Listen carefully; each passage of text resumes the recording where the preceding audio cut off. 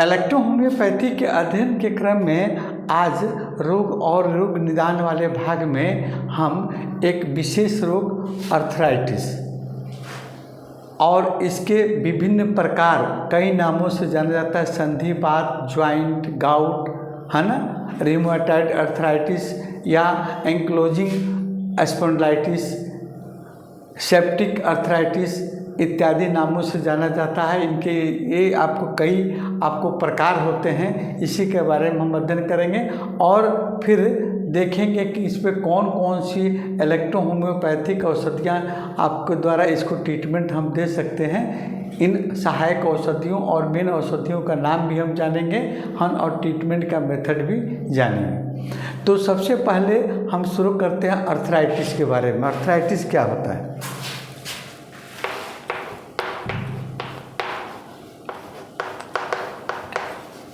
Arthritis, इसको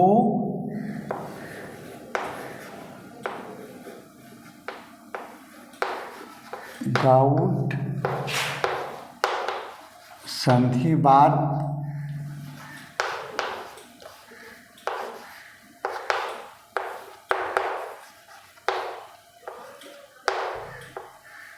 joint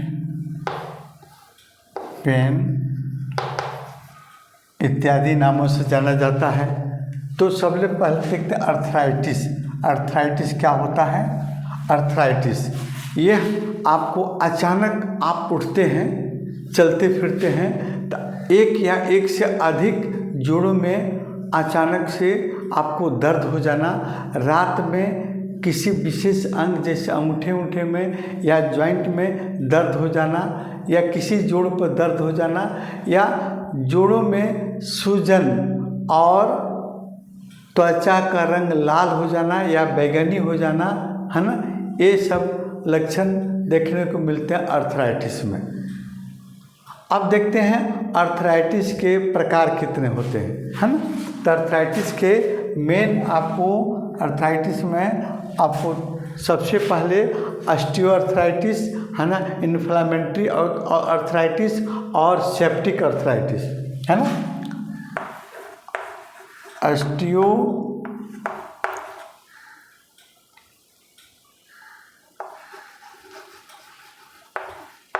arthritis, उसके बाद इन्फ्लेमेटरी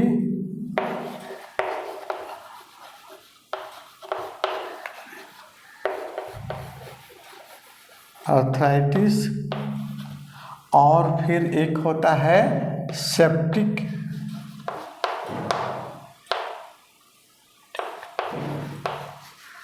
अर्थराइटिस। अब इसमें अर्थराइटिस के कई प्रकार हुए, आपको ऑस्टियोआर्थराइटिस, इन्फ्लेमेटरी अर्थराइटिस और सेप्टिक अर्थराइटिस, है ना। इसमें आपको इसके भी कई प्रकार होते हैं। जैसे आपको इन्फ्लेमेटरी अर्थराइटिस के भी 3 प्रकार होते हैं। इन्फ्लेमेटरी अर्थराइटिस के 3 प्रकार होते हैं। सबसे पहले होता है रियोमेटॉइड अर्थराइटिस,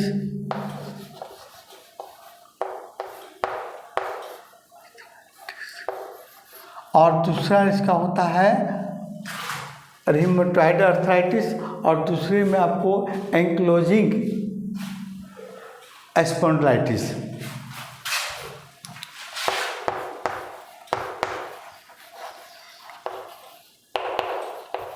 एंक्लोजिंग स्पॉन्डिलाइटिस और तीसरे नंबर होता है गाउट।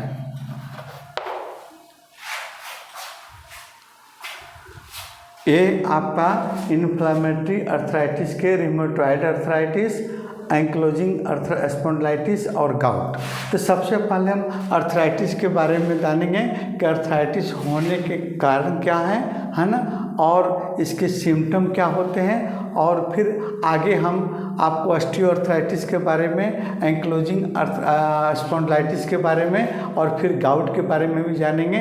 और सभी में कौन कौन सी इलेक्ट्रोहोम्योपैथी का हम सहारा लेकर मदद लेकर इनको आराम दे सकते हैं, इसके बारे में भी जानेंगे, है ना। तो सबसे पहले अर्थराइटिस के बारे में जान लेते हैं। अर्थराइटिस क्या होता है?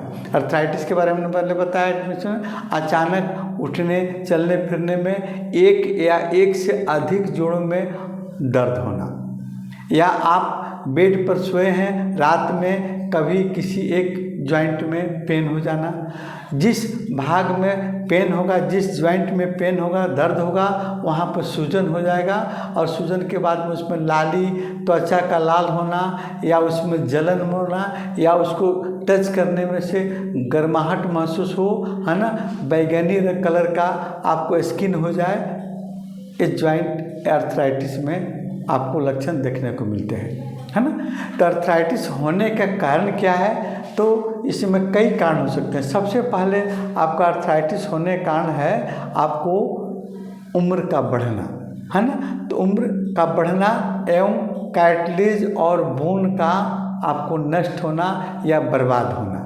यहाँ कार्टिलेज और बोन, जब हम ज्वाइंट्स पढ़ाए थे तो हम बताए थे कि देखिए दो बोन एक दूसरे से जुड़ते हैं, तो यहाँ पर जो ज्वाइंट बनता है आर्टिकुलर एरिया में, यहाँ कार्टिलेज रहते हैं, और ये कार्टिलेज और इसके अंदर में एक साइनोवियल कैविटी रहती है। साइनोवियल कैविटी में साइनोवियल फ्लूइड रहता है। इसकी बर्बादी होने लगेगी, आपके कार्टिलेज और आपको बोन में डिफेक्टिव आने लगेगी, तो फिर आपको अर्थराइटिस होंगे, है ना।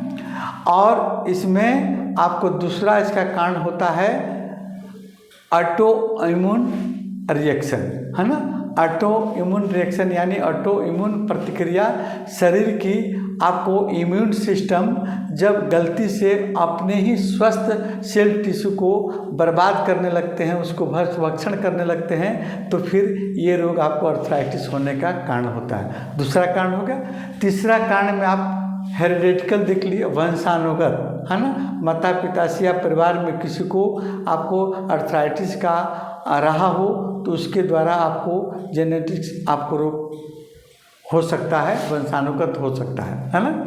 इसके अलावा आपको इंजरी, चोट लग जाए तो चोट लगने के फलस्वरूप कुछ दिनों के बाद में भी अर्थराइटिस आपको देखने को मिलता है। इसके अलावा आपको वजन का आपको बढ़ना, जब ज़्यादा वजन बढ़ जाता है, ऑबेसिटी आपकी होगी, तो फिर एक ही जोड़ पर आपको ज़्यादा अतिरिक्त भार पड़ेगा, दबाव पड़ेगा, है ना। तो बार बार उस पर दबाव पड़ेगा तो फिर वहाँ के कार्टिलेज जो है घिसेंगे या टूटेंगे, है ना, और फिर आपका अर्थराइटिस होने का कारण बनेगा। उसके बाद एक और आपको आता है, जैसे आपको संक्रमण, इन्फेक्शन, है ना, संक्रमण, जिसको सेप्टिक अर्थराइटिस में आता है, वो हम आगे पढ़ेंगे। इसमें आपको हम अर्थराइटिस के सिंपल कारण देख रहे हैं, कौन कौन कारण से आपको अर्थराइटिस हो सकता है। तो इसमें आपको संक्रमण भी एक होने का कारण, अर्थराइटिस होने का कारण है, जिसमें आपको कई तरह के बैक्टीरिया, वायरस आपके ब्लड के माध्यम पर से ज्वाइंट्स में पहुंच जाते हैं, और वहाँ पर फिर वहाँ उसके कार्टिलेज को नष्ट करने लगते हैं, वहाँ सेल टिश्यू को नष्ट करने लगते हैं, फिर अर्थराइटिस हो सकता है। ये हुआ कारण, मुख्यतः एक कारण आपको देखने को मिलता है अर्थराइटिस होने का, है ना। कभी कभी जो है आप का खान पान बदल जाए, है ना, फास्ट फूड ले रहे हैं, आपको बार बार इंडाइजेशन हो रहा है, पाचन आपको मेटाबॉलिज्म प्रक्रिया आपकी गड़बड़ हो गई है, तब वहाँ भी अर्थराइटिस आपको देखने को मिलता है। अब देखते हैं इसके सिम्टम क्या क्या आते हैं, लक्षण क्या क्या आते हैं। तो इसमें लक्षण में जोड़ों में दर्द होगा, चलने फिरने में कठिनाई होगी, है ना, और जोड़ों में सूजन, लालिमा महसूस होगा, वहाँ टच करने पर हीट, गर्माहट महसूस होगी, और जोड़ों में कठोरता आ जाएगी, है ना, जोड़ को आप मतलब उसको मोड़ नहीं सकते हैं, है ना, और विभिन्न तरह का उसमें आवाज़ भी आ सकती है, और उस पीरियड में आपको भूख कम लगना या बुखार जैसे हो जाना या कमजोरी महसूस होना इत्यादि लक्षण आपको देखने को मिलते हैं अर्थराइटिस में। ये हुआ आपका अर्थराइटिस मेन, आपका अर्थराइटिस का लक्षण। इसी में अर्थराइटिस में ही आता है आपको दूसरे, ये आपको इन्फ्लेमेटरी अर्थराइटिस, आप ऑस्टियोआर्थराइटिस, इन्फ्लेमेटरी अर्थराइटिस और सेप्टिक अर्थराइटिस।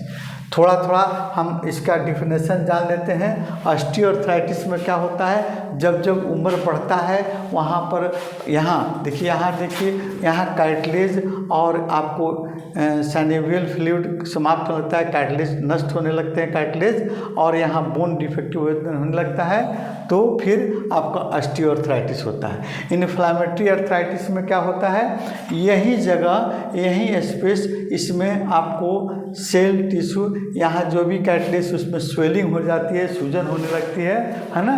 और ये ऑस्टियोआर्थराइटिस में सूजन होने के बाद में आपको टूटने फूटने लगता है, आपको सूजन हो जाती है ना।